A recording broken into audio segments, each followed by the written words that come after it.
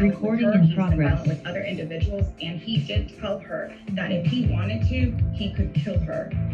And as I stated to the court, he has instructed his followers to reach out to her. Your Honor, in looking at all four of these factors, there is no way that this court can grant the defendant bond. I understand that the defense will argue that he is alleged to commit these acts and that he is innocent of these offenses. But even outside of that, even outside of what he is part of in this cult and his actions as far as his criminal history and what he does in these videos and what people have come forward, he is a significant risk to the community, and therefore bond should not be granted. Thank you, counsel. Defense? Thank you, Your Honor.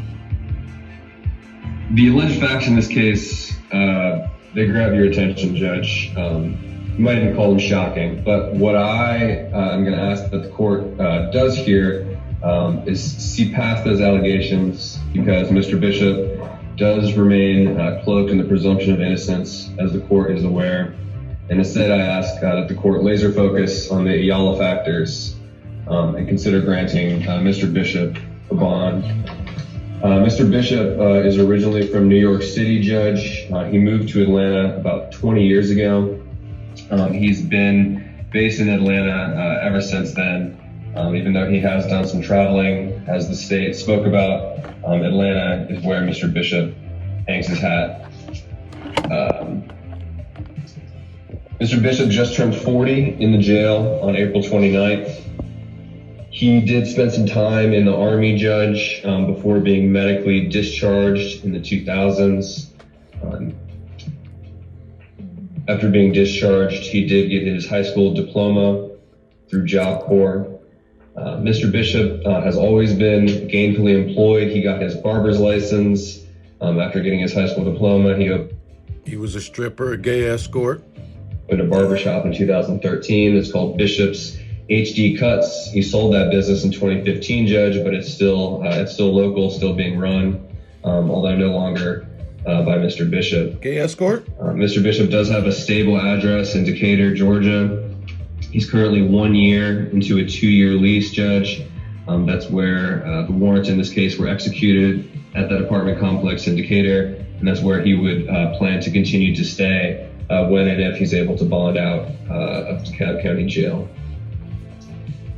Your Honor, Mr. Bishop is suffering from extreme dental issues in jail. He has a tooth that is decayed down to the root that's causing him extreme pain.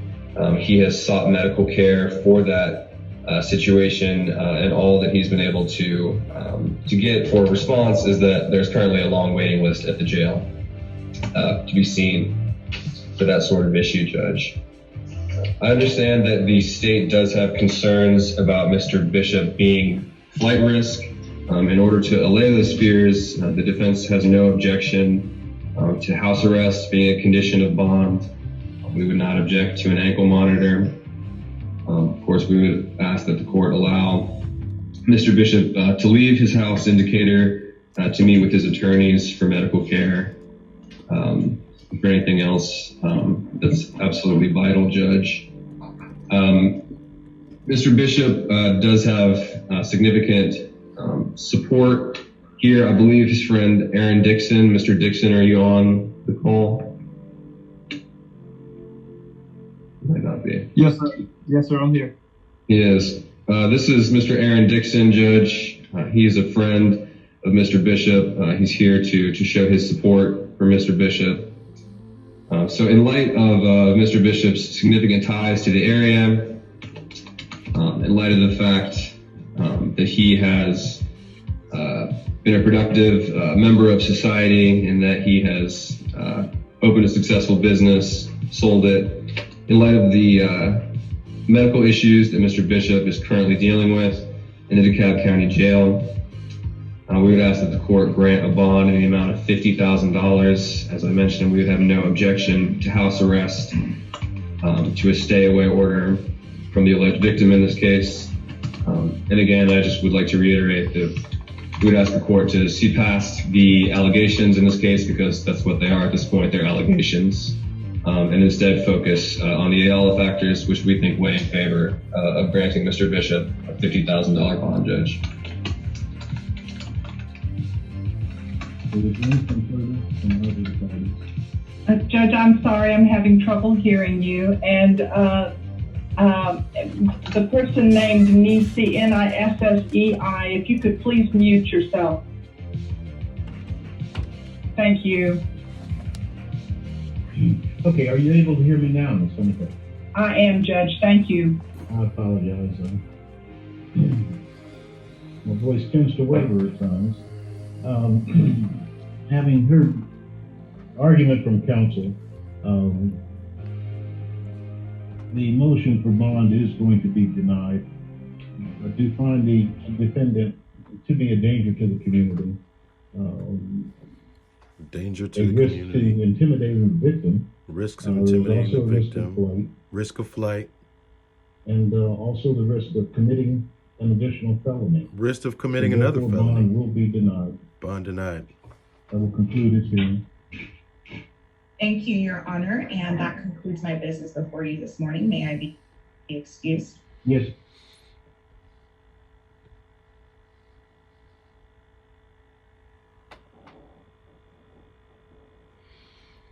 The one thing that we are, of course, missing is the presentation by the state that argues that Natureboy should be kept in prison behind bars. What you heard today was his poor excuse. This is his lawyer in front of the judge and the official bond denying. Thank you for being part of this show, for being a part of the live. We'll talk to you soon. And of course, Babylon has decided that its child, Babylon Natureboy, will remain in jail until he is indicted by a grand jury and a trial hearing. A trial date is set. Maybe not months into some future. Who knows what Natureboy is experiencing behind the bars, but hopefully he's reflecting. Reflection